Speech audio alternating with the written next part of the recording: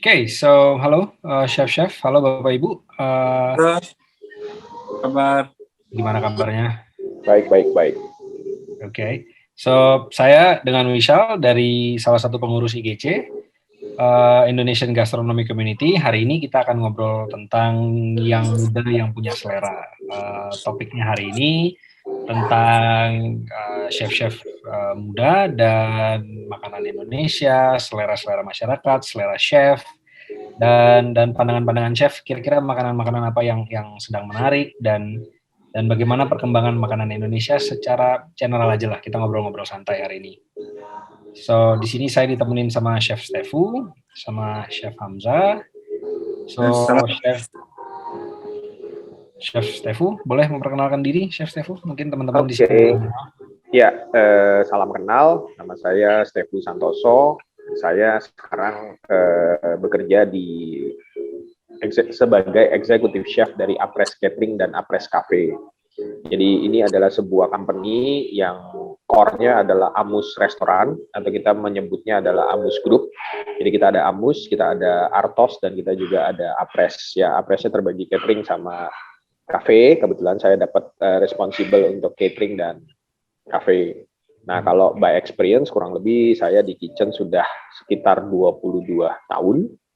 Ya, sebelumnya saya sudah pernah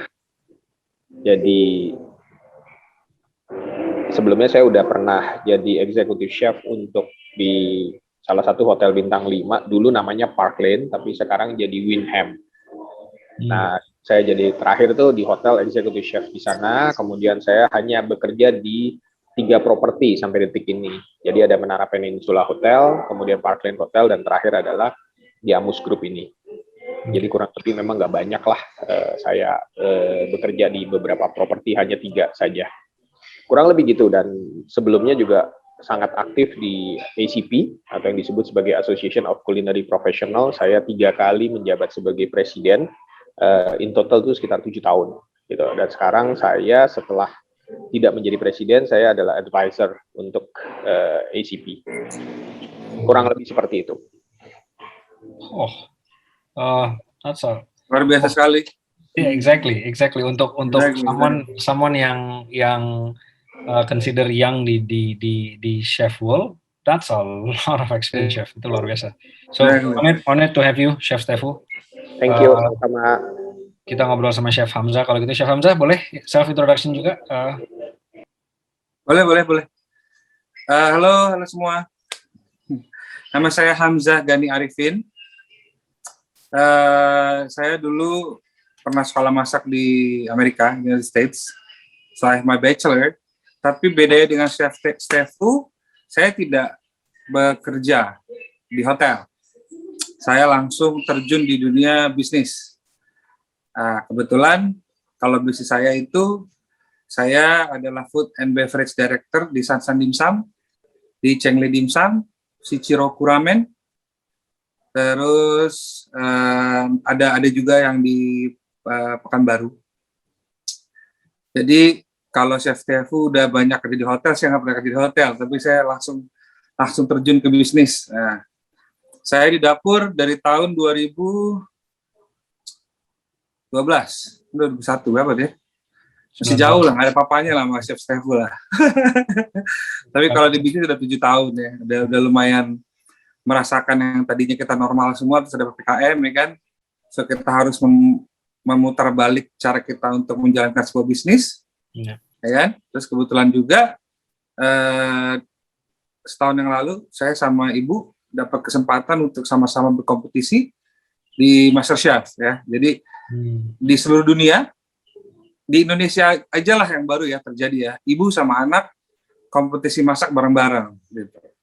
It was awesome, unforgettable moment, and I was proud. Jadi segitu aja kalau dari Hamzah. Thank you, Chef.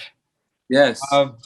Kalau dari myself ya berarti that is like satu dekade of experience di makanan, dan so far dirimu langsung dikasih cobaan yang sedikit babak belur untuk kita semua, yaitu the pandemic, but all is well I assume untuk everyone, semuanya sehat-sehat. Sehat semua lah. Yes sir.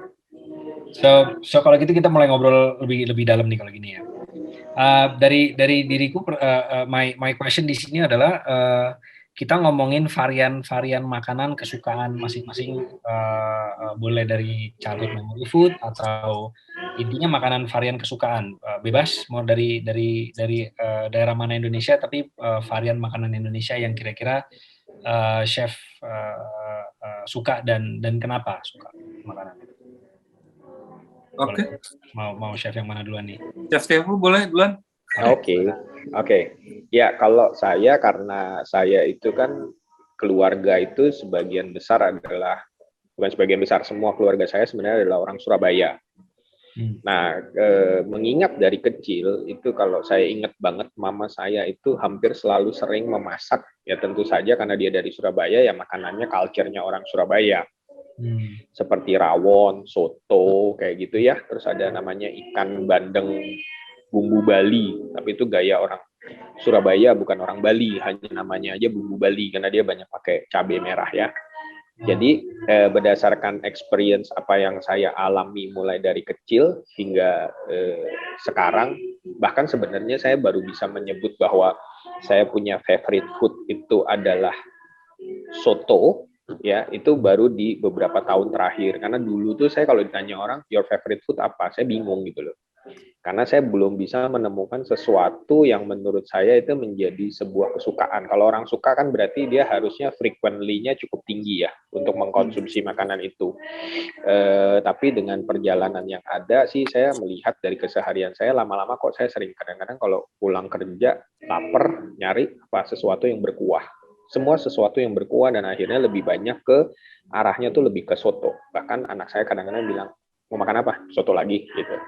Nah, jadi ya ini kan of soto sebenarnya. Jadi tidak ada spesifik apakah harus ayam atau harus daging, tapi lebih ke any kind of soto. Karena soto sendiri kan juga variannya cukup banyak ya. Nah, jadi kalau orang nanya sekarang what is your favorite food? Saya bilang soto, tapi saya tidak bisa spesifik sotonya yang apa. Jadi segala sesuatu yang berkuah, entah itu mulai dari yang daging sapi atau daging ayam, semua soto itu yang menjadi favorite food saya. Oke. Apa mungkin karena chef seharian di dapur dan taste food, jadi begitu dapat sesuatu yang berkuah, kayaknya perutnya tenang? Enggak juga sih, karena kalau saya bilang bukan karena tenang, justru kalau di dapur saya malah lebih simpel makanannya. Kadang-kadang cuman ya hanya sekedar telur dadar dengan nasi putih aja sudah cukup comfortable gitu ya. Tapi saya akan menjadi berbeda pada saat saya keluar dari dapur gitu loh. Nah, jadi ya kalau mau jajan saya nyarinya soto karena buat saya tuh yang berkuah tuh enak gitu. Apalagi kan soto hampir setiap kali saya makan soto apapun selalu saya cari jeruk.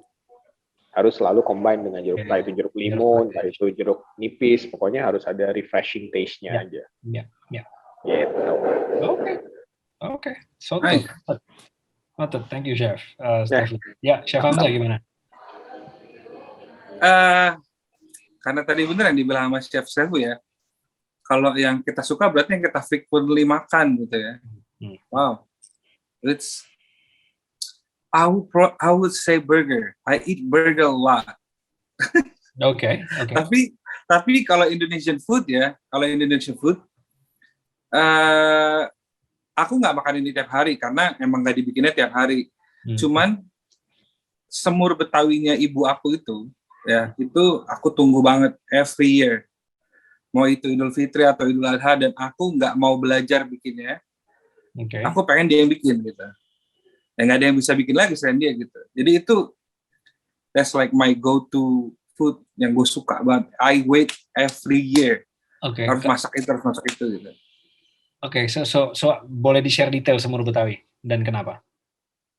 Jadi tuh gini, semur Betawinya nyokap itu dimarinir sama kecap langsung. Yang biasanya kan kecapnya terakhir gitu ya. Ini tuh dimarinir sama kecap dulu, baru dimasak bareng-bareng gitu. Which is buat saya itu luar biasa beda ya. Itu dia juga pakai star anise, dia pakai jintan gitu. Jadi rasanya tuh emang berbeda. Dan pekatnya itu nggak bisa digantiin karena dia dimarinir dulu baru dimasak kan. Jadi in and out itu semua kecap gitu. I just like it. So good. Oke. So both chef-chef kita di sini doyan makanan sesuatu yang a bit kompleks, I would say, karena soto itu terlihat simple tapi tidak itu tidak But simple. it's not simple. Ya. Dan yang satu suka kecap ya, kita mungkin sering undervalue kecap ya, tapi pembuatan kecap itu prosesnya kompleks. Oke. Nah, kalau misalnya dari makanan selain soto, kita mulai ngomongin bakmi misalnya.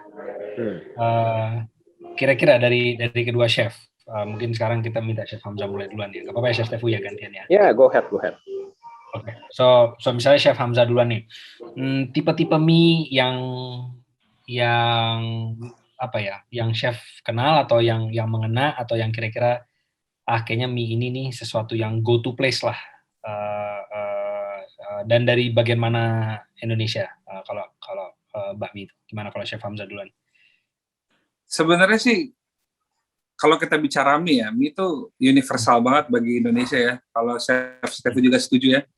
Semua orang Indonesia tuh suka mie gitu. Any kind of mie gitu. Cuman di sini tuh diferensiasi dari bakmi sama mie ayam aja tuh luar biasa berbeda gitu. Kita ngomong kalau biasanya orang pribumi itu lebih senang taunya ya mie ayamnya mie ayam ya abang-abang gitu. Tapi sebenarnya ada bakmi ayam juga, ada bakmi Siantar juga, bakmi Medan, banyak gitu kan. There is a lot of noodles going on di Indonesia gitu.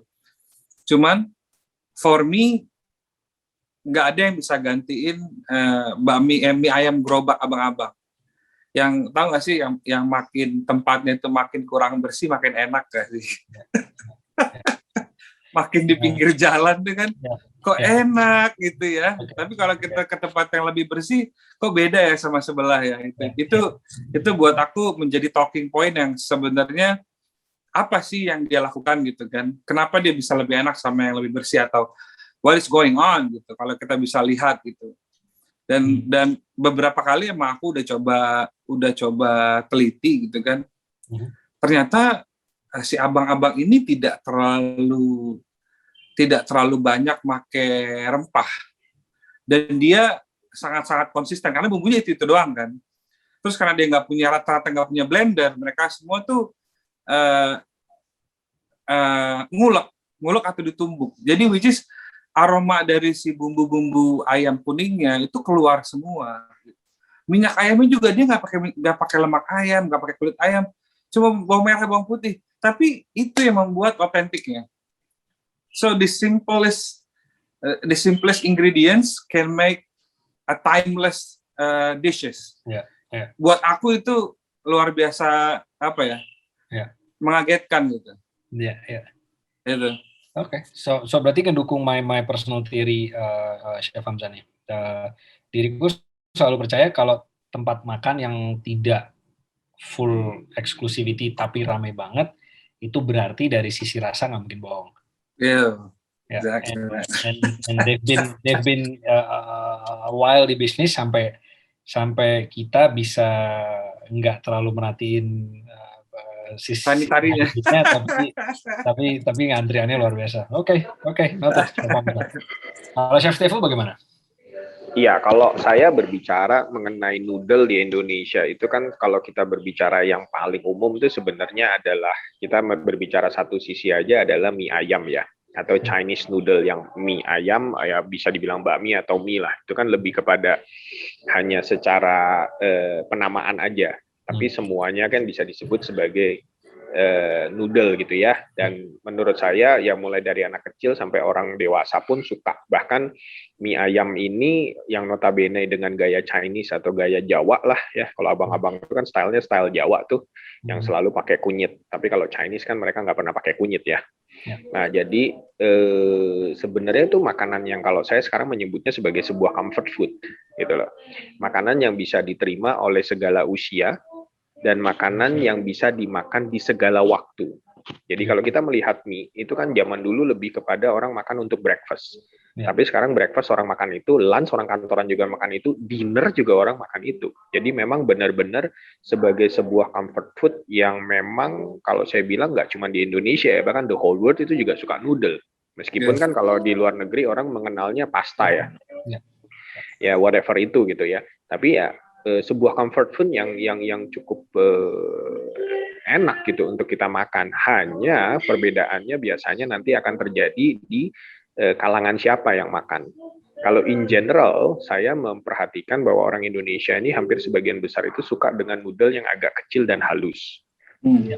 Ya, itu yang secara halus gitu ya. Tapi di sebagian orang, contoh kalau misalkan orang-orang Chinese Medan atau orang yang berasal dari Medan atau orang Aceh, mereka suka mie yang agak tebal.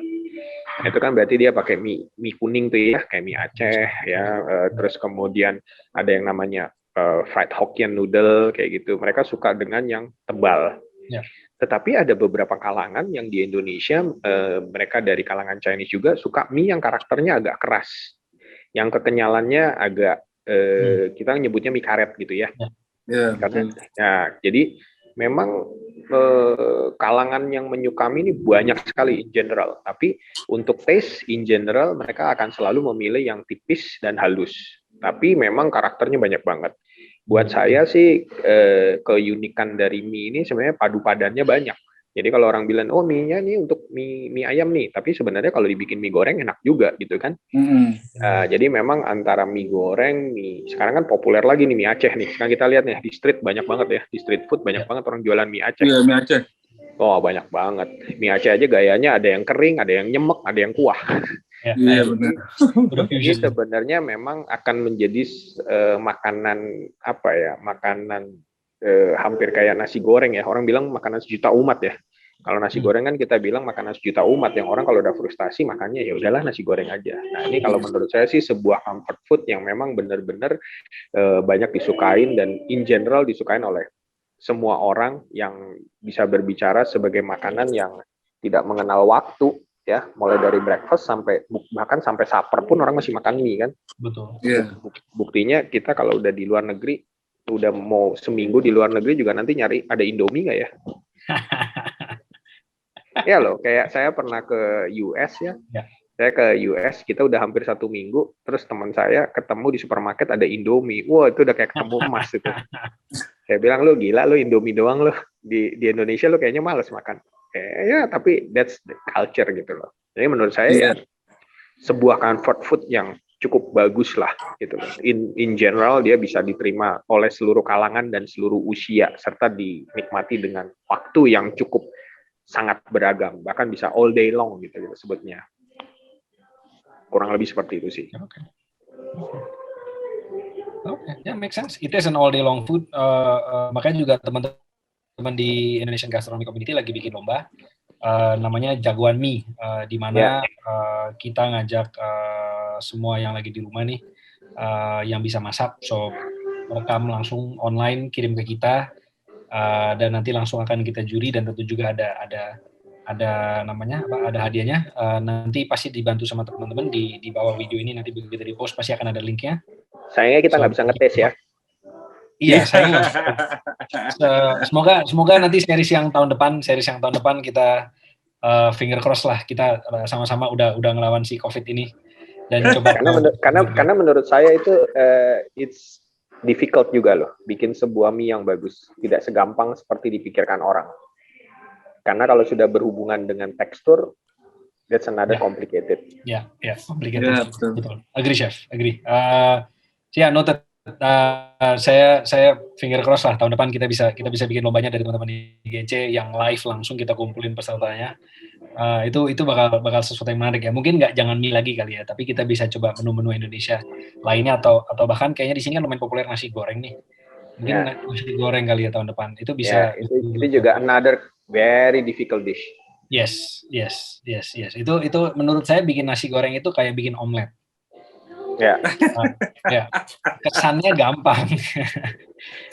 Telur mata sapi itu butuh presisi. Tapi nasi goreng itu jauh lebih sulit daripada omelet. Ya, bumbunya. Bukan, keseluruhan komponen. Karena dia lebih banyak komponen dibandingkan dengan omelet. Kalau omelet kan komponennya hanya paling telur, kalau mau sedikit tambahan susu atau krim. That's it. Tapi kalau nasi goreng, waduh, komponennya mulai dari ingredient sama teknik memasak sama temperature. Oke. Nah, bedanya yang bagian makan dan chef kalau ngasih review ya. Kalau saya omelet sama nasi goreng pusingnya sama, ternyata untuk chef enggak. Ya. So well, thank you very much chef kalau itu gitu. But yeah, well noted. I hope next year kita bisa bikin menu dan lombanya langsung live biar langsung kita bisa cicipin. Dan kalau ngomongin masak nih chef, kita pasti nggak bakal lepas dari minyak goreng ujung-ujungnya. Apalagi kalau Indonesian itu paling demen sama minyak goreng dan apapun yang digoreng. Jam-jam 2 ke jam 4 lah tuh biasanya jam-jam gorengan tuh. Dan itu mau gorengan yang pesennya pakai ojol, mau gorengan yang abang-abang, mau pokoknya segala macam gorengan lah. Beli pokoknya ya. Kenapa? Ya pokoknya dibeli ya. Yes, pokoknya kalau gorengan ya mungkin nggak repeat order tapi pasti dibeli. So my next question nih, as a chef dan punya pengalaman di dapur, ada nggak tips kira-kira untuk teman-teman kalau menggunakan minyak goreng dan your opini mengenai minyak goreng? Ayo, chef. Stefu coba duluan. Boleh, Stefu duluan deh, gantian kita. Ya, kalau kita berbicara mengenai minyak goreng ya, tentu saja kalau di industri, di kitchen ya, itu industrial kitchen ataupun kitchen yang ada di hotel ataupun restoran, itu hampir sebagian besar penggunaan terbesar adalah minyak goreng yang terbuat dari kelapa sawit. Gitu. Jadi menurut saya untuk kayak pemakaian olive oil itu sebenarnya nggak sebesar penggunaan minyak goreng kelapa sawit yang memang banyak dihasilkan oleh Indonesia gitu ya. Nah, jadi sebenarnya yang paling perlu diperhatikan bagi orang mempergunakan minyak goreng itu sebenarnya adalah suhu. Jadi kalau orang mau pakai minyak goreng yang baik itu sebenarnya perhatikan suhunya. Jadi suhunya kadang harus tinggi, kadang harus rendah. Tapi kita juga harus tahu juga ya kapan kita harus mengganti minyak. Dalam arti saya bukan bilang bahwa setelah sekian kali minyak gorengnya dipakai terus kita ganti, enggak juga.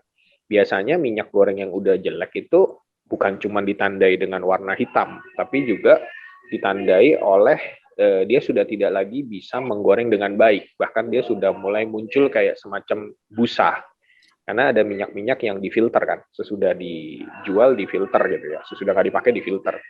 Jadi sebenarnya kalau kita mau bicara minyak goreng ya tentu saja orang yang pakai itu harus tahu cara pakai dan kapan dia sudah harus mulai mengganti. Tapi sebuah fenomena kalau di Indonesia menurut saya bikin sambal yang enak tuh harus pakai minyak jelantah.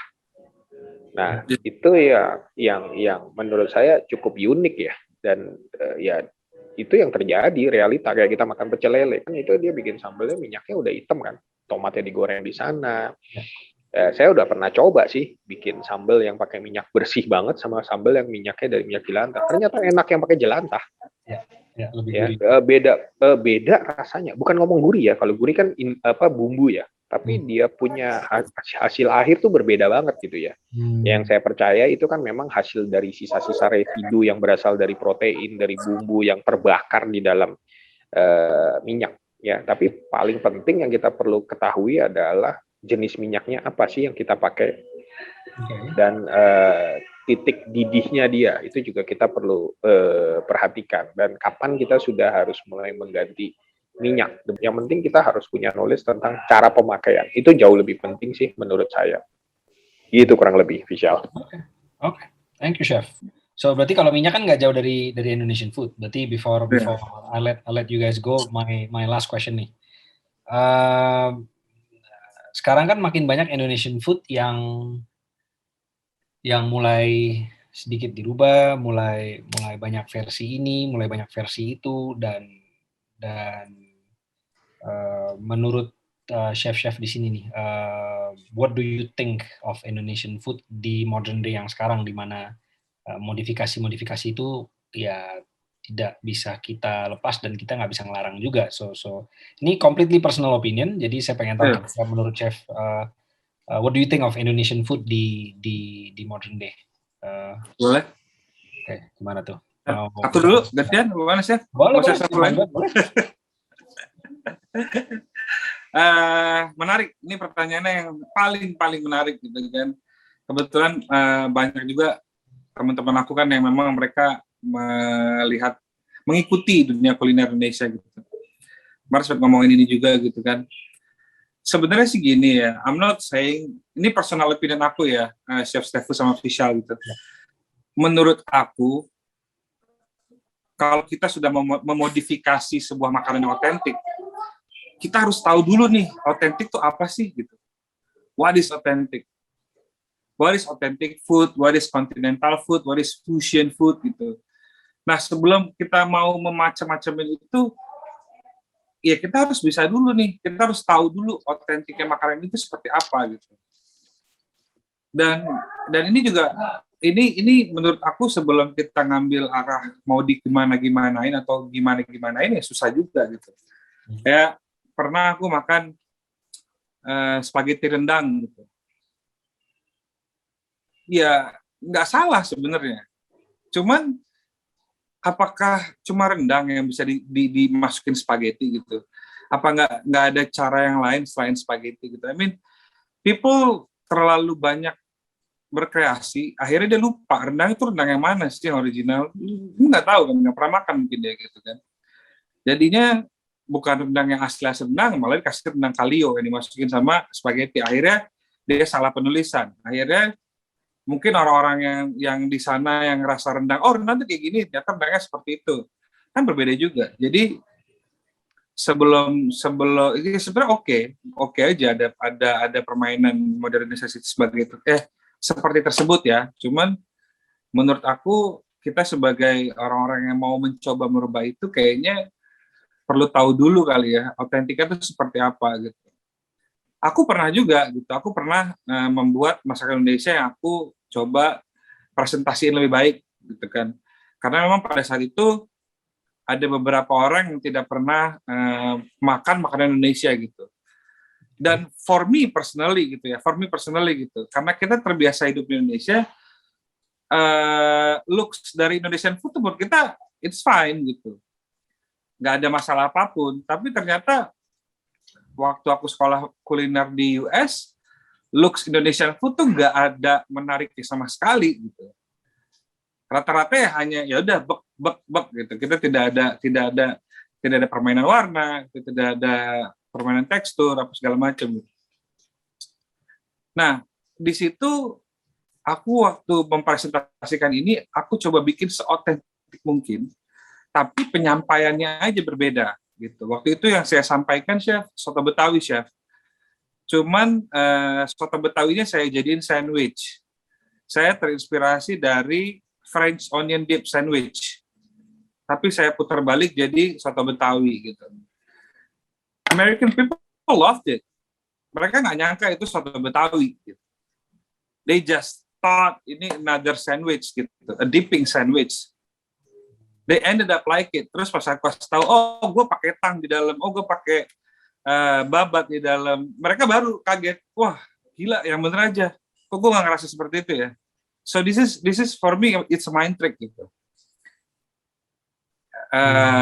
Rendang is not pretty. It's not pretty at all. Dark brown thing, liquidy, you know.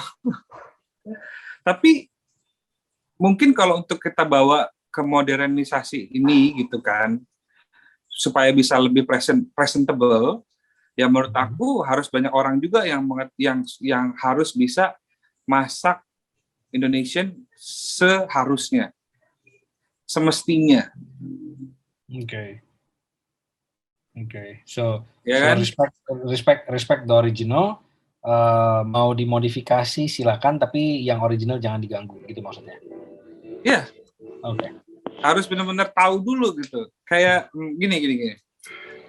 Kita bahas yang lebih gampang deh. Kita bahas kembang goyang. Tahu nggak sih kembang goyang? Ada yang tahu nggak? Jadi gue nggak tahu. Bisa nggak tahu kembang goyang? Siapa tahu? Yang digoreng pakai itu, yang dia kayak produk bentuknya. Nah, dia tuh kembang goyang tuh makanan jadul banget. Yang mungkin udah nggak pernah dilihat lagi sama orang-orang ya, tapi rasanya enak loh, sumpah. yang kayak gitu waktu itu nyokap aku coba bikin sesuatu yang pengen dimodernin gitu. Jadi karena dia ibu-ibu itu kan mungkin knowledge untuk mengembangkan ini juga kayak setengah-setengah gitu kan. Jadi yang paling gampang sama dia cuma dikasih warna doang, chef gitu. Cuma dikasih warna merah, hijau, coklat gitu kan. Dengan harapannya dia rasanya tuh keluar gitu. Well, pas aku lihat, Mi ngapain gitu. Oh, ini mau bikin kembang goyang lebih modern gitu. Di situ I'm laughing my ass off. I laugh so hard, like, what are you doing? Enggak, ini rasanya itu beda-beda gitu. Dari apa? Dari warnanya. Ya, warna tidak akan mempengaruhi rasanya juga gitu kan. Jadi, I ended up talking to my mom, ini tuh banyak yang bisa kita lakuin sama ini kalau emang mau dijadiin seperti ini gitu. So, aku malah kasih advice ke nyokap untuk nge-treat si kembang goyang ini seperti donat gitu. Donat kan plain gitu kan. And then you add toppings on top of it, and then you add more glazing. Jadi si donat ini lebih, atau si kembang goyang ini lebih presentable gitu. Itu jadi itu malah jadi itu belum ada yang lakuin dan semua saudara-saudara di rumah pada kaget. Wah, ternyata bisa ya makanan yang sejadul itu, makanan yang nggak pernah orang lihat lagi bisa kita presentable lebih modern lagi gitu. Nah, ini maksud aku yang harus kita bukan benahi sih, lebih kepada ya ini implementasi. Ini nggak bisa dilupain juga gitu. Bisa kok gitu. Kenapa dia nggak bisa jadi kayak ini yang lagi viral, Dear Butter gitu kan, dengan saus-sausnya doang? Why not? Yeah. Banyak kok. Okay. So somehow penjelasan Chef Hamzah ngingetin diriku ke sushi, karena sushi sendiri kan cuman simple rice, atasnya meat, tuna, salmon, the whole bunch. Tapi pelan-pelan yang original tetap diadain, terus beberapa udah mulai dikasih mayonis, dikasih small cheese item, bahkan sampai ada wagyu dikasih cheese atasnya. Yes. Sushi, oke. So selama si original jangan diganggu, di-improve kenapa tidak? Gitu maksudnya, Chef. Yes, benar. Improve, yes. So, dari Chef Stefu, gimana nih kalau Chef Stefu? Ya, kalau buat saya, untuk zaman yang modern seperti ini, sebenarnya yang paling penting yang kita lakukan terhadap Indonesian food adalah kita menanamkan pengenalan lebih dalam mengenai Indonesian food ke generasi muda dulu. Dalam arti kan anak-anak sekolah, gitu ya. Kita perkenalkan mereka jauh lebih dalam lagi mengenai Indonesian food secara taste aja gitu ya. Jadi nggak harus terlalu complicated dulu, karena supaya mereka jangan sampai lupa dengan akarnya. Karena kan makanan yang dari luar atau yang sudah berkembang masuk ke Indonesia itu cukup banyak banget. Sehingga kadang-kadang kayak tadi, misalkan Chef Hamzah bilang kembang goyang, mungkin di antara anak-anak muda itu banyak yang tidak tahu ya mengenai kembang goyang, apalagi kayak misalkan kita ngomong apalagi yang agak jadul-jadul lagi tuh ya ada kueku, sagurangi, ya kayak gitu-gitu kan jajanan tradisional tuh kan nggak banyak orang tahu. Jadi kalau saya sih lebih baik kita melihat bagaimana kita menanamkan Indonesian food in general kepada generasi muda supaya mereka tidak lupa.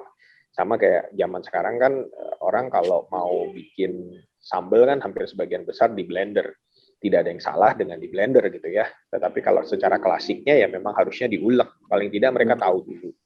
Ya buat saya sih ya untuk generasi muda kita perlu tanamkan mengenai makanan Indonesia. Paling tidak mereka bisa mencintai makanan Indonesia. Sesimpel mungkin aja. Nah kemudian kalau kita mau membawa, misinya adalah membawa makanan Indonesia untuk bisa booming di luar negeri dan dikenal menjadi kayak seperti Thailand, buat saya yang penting adalah ini effort dari semua orang. Jadi nggak bisa cuma 1-2 orang yang mengatakan bahwa ayo supaya Indonesian food mendunia. Kan sekarang seperti itu. Indonesian food harus mendunia. Karena kan kalau Indonesian food mendunia tentu saja negara kita makin dikenal, kita bisa mendapatkan banyak devisa, mungkin bisa berefek kepada pariwisata. Nah, cuman pada saat kita mau membawa makanan Indonesia ke luar negeri, tentu saja ada satu faktor yang harus kita perhatikan adalah mengadaptasi Indonesian food dengan localized taste. Karena persoalannya adalah kalau kita membawa makanan Indonesia di luar, localized taste mereka seperti apa? Karena kalau terlalu ekstrim, mungkin orang tidak bisa menerima.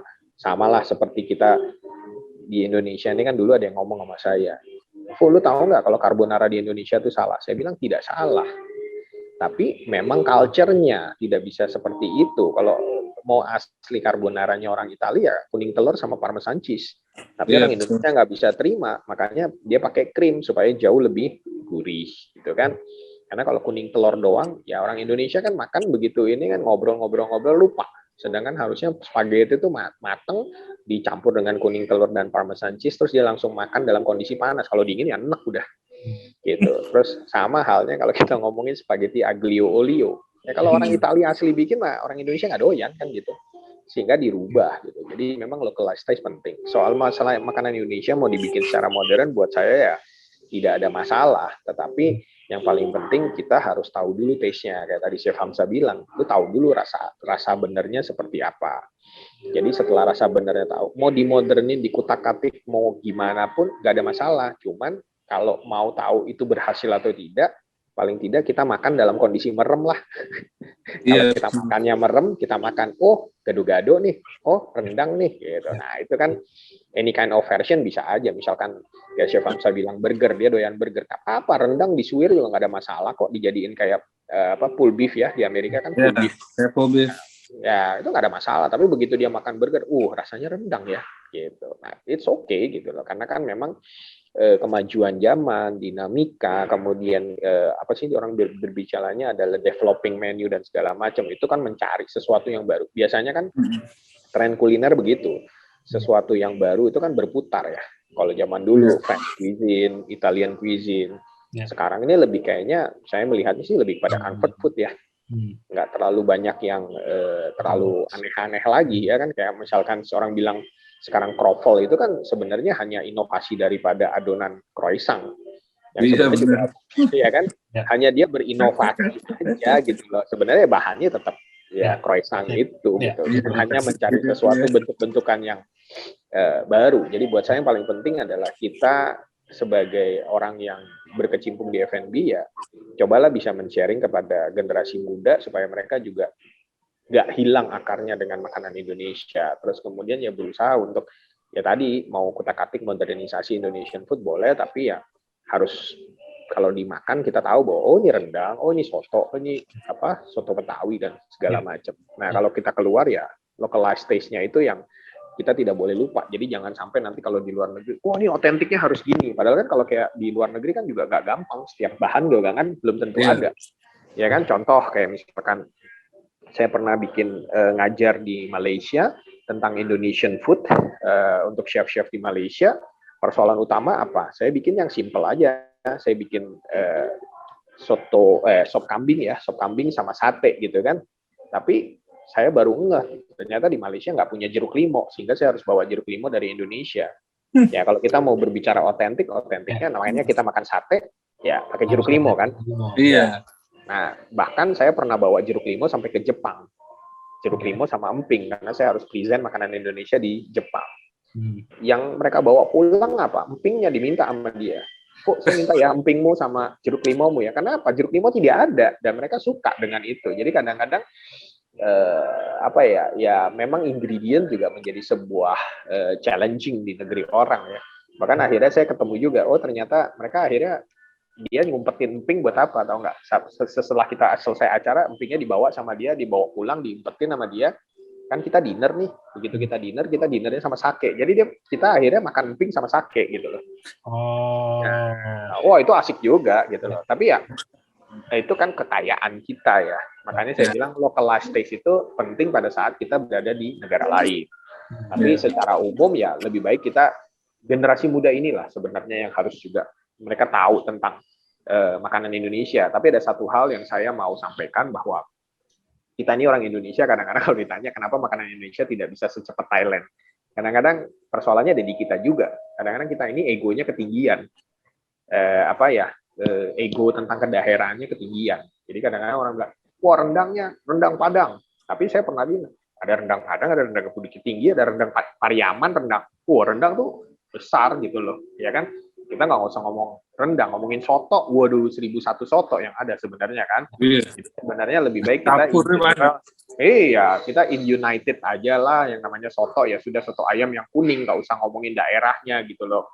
Karena kalau udah sampai ke situ nanti kita nggak maju-maju, mau bawa makanan Indonesia ke luar negeri bingung soto yang mana. Wah, soto Lamongan, wah soto ini ada, nggak selesai. Jadi lebih baik in general kita kalau mau bawa keluar ya in general aja. Iya kan, kalau nggak kita ngomongin rendang nggak selesai. Oh, nggak bener, rendang itu bukan rendang Padang, harusnya rendang Bukit Tinggi, harusnya rendang Pariaman, rendang ini, aduh udah nggak selesai gitu ya.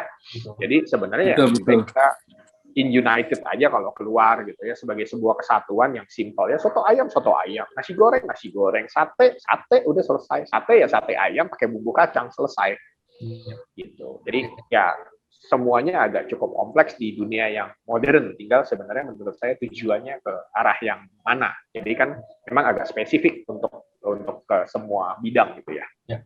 Gitu sih. Oke. Nah kan nggak fair kalau saya nanya aja, saya nggak sharing. Nah kalau saya pribadi dari sisi yang bagian makan itu, kalau saya sih agree, yang otentik itu jangan dilupain. Tapi kalau ada penyesuaian lah, mungkin modifikasi terdengar salah, ada penyesuaian rasa karena barang tergantung barang apa yang ada, tergantung equipment, ingredient dan sebagainya, tuh saya completely agree karena saya sendiri pernah nyobain makanan Indian food di Indonesia dan di Singapura itu sangat berbeda. Beda banget. Karena sama bahannya. Indian food yang ada langsung di India. Dan to be fair, saya lebih cocok yang ada di Indonesia dan yang ada di Singapura karena kita lidahnya. Karena bumbunya juga lebih kompleks dan udah fusion. Contohnya kayak mie di Singapura itu mie gorengnya walaupun itu Malaysia tapi sudah ada sedikit touch South of India, dan Indian foodnya juga sudah ada sedikit touch of Melayunya. Jadi dari situ menurut diriku fusionnya itu ketemu dan benar kata chef, lidahnya mah udah lidah sini gitu. Dan rasanya tuh jadi nano. So I agree, jangan lupain the authenticnya, tapi jangan juga menyalahkan kalau memang ternyata dia sedikit dirubah karena ya bumbunya nggak ada gitu. Dan ya beda negara, beda taste, dan ya happens gitu. So Oke, I think fair enough untuk itu. So chef, sudah lumayan kita ngobrol. Thank you kalau gitu chef. We'll talk to you guys very soon. Very happy dengan informasinya. Saya sekarang akan browsing 2 makanan yang saya sedikit kurang paham tadi dari pembicaraan kita. Kembang goyang. Ya, kembang goyang. But other than that, thank you very much, chef. Thank you. Stay safe. Sama-sama. Terima kasih. Thank you. Terima kasih. Sukses ya, sehat selalu ya. Thank you, chef. Oke. Bye. Bye. Hamza out.